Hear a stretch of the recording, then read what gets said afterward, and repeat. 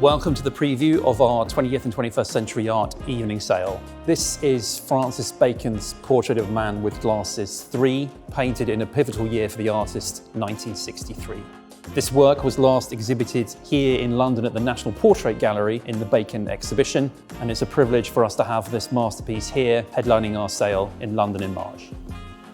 I'm now standing in front of Lempicka's 1928 masterpiece, Portrait of Dr. Buccar. This is a fantastic and iconic work of Art Deco and one of Lempicka's most iconic works. Buccar was an incredibly important patron of Lempicka. He commissioned this portrait and also a portrait of his daughter and a portrait of his wife.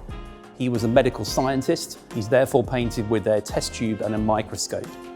You can see in his trench coat how incredibly luxuriously it's painted.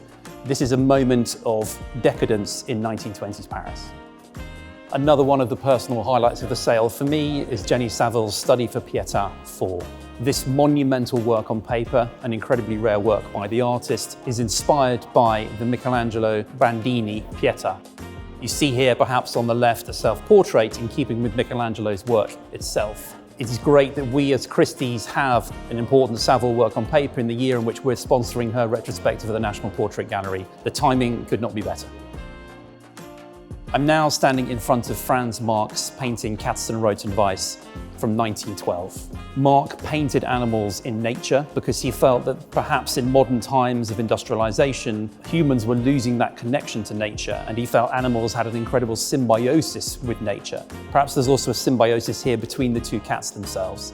This work has been in the same private collection since 1970, and it's a personal privilege for me to be offering it here in our auction. Thank you for joining me, and please do come and see these works amongst many others in our auction here at Christie's King Street.